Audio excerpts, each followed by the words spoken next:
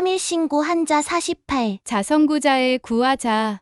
털모. 구할 구에 대해서 알아보겠습니다. 부수는 아래 물 수네요. 상형 문자로서 짐승 가죽으로 만든 옷을 몸에 감고 정리하고 모으다.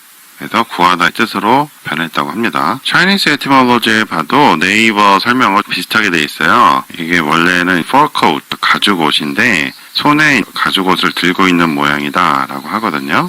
그래서 나중에 그런 것을 구하다 라는 뜻으로 바뀐 것 같다라고 합니다. 갑골문과 근문에는 안 나와 있다고 하는데 지직단련에서 자원자형에는 근문이 나와 있어요. 위에 부분은 손이고 밑에 부분이 가죽으로 봐야 되는데 물수하고는 전혀 상관이 없는 글자죠. 저걸 어떻게 가죽으로 볼 것인가 그게 문제네요. 근문에 나타나 있는 밑에 부분이 무엇인가 찾아봤습니다. 가죽 피나 가죽혁이라는 뜻이 있는데 그런 거와는 모양이 전혀 안 맞고요. 털모로 했더니 비슷한 게 있어요. 근문에 이런 식으로 나와 있죠. 이거를 뒤집어 놓으면 그 모양이 나오는 것이죠. 그런데 문제가 이게 손수하고 비슷해요. 그래서 손수하고 어떻게 구분을 했는지는 모르겠네요. 여기 보시면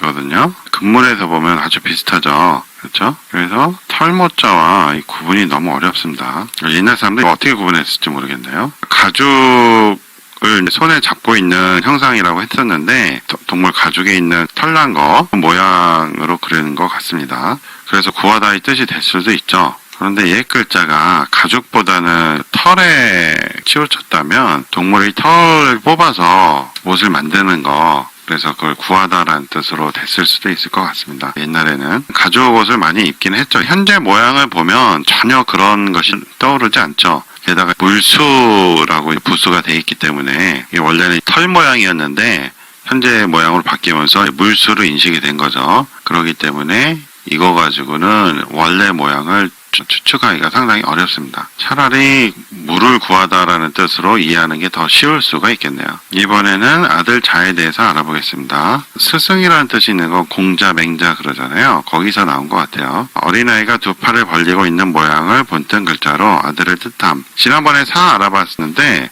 아들 자와 모양이 같았었죠. Chinese etymology에서 보면 baby with hands라고 했어요. 이게 머리 모양이고 손이 이거죠. 이 글자가 현재의 모양으로 바뀐 거예요. 갑골문에서도 보면 이런 글자가 있는데 같은 시대에 이런 모양도 쓰고 이런 다른 모양도 썼다는 것이 쉽게 받아들여지지가 않네요. 지난번에 본 뱀사를 다시 보겠습니다. 근문에서는 같은 형태가 보이죠. 다른 형태도 물론 보입니다.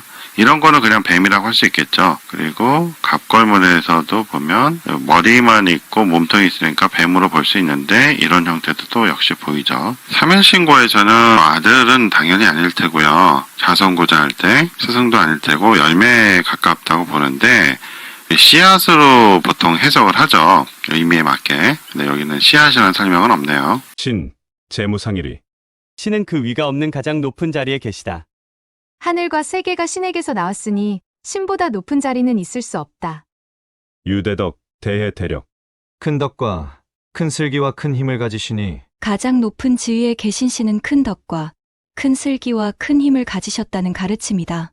옛날에는 이를 본떠, 덕을 가진 천자는 가운데 좌측은 지혜를 담당하는 문관, 우측은 힘을 담당하는 무관이 섰다. 생천. 하늘을 낳고 하늘이라는 3차원 공간이 생기기 전에는 어떠한 형상도 없다. 그러므로 하늘을 낳은 신은 형상이 없는 신이니 무극이라 한다. 하늘은 형태와 질량이 없고 신도 형상이 없으니 없음을 닮은 없음을 낳았다. 둘 다 없음이 돼 하늘은 허공이란 없음이고 무극은 중심점이란 없음이다. 주, 무수세계. 셀 수 없이 많은 세계를 주관하시며 새는 시간이고 개는 공간이다.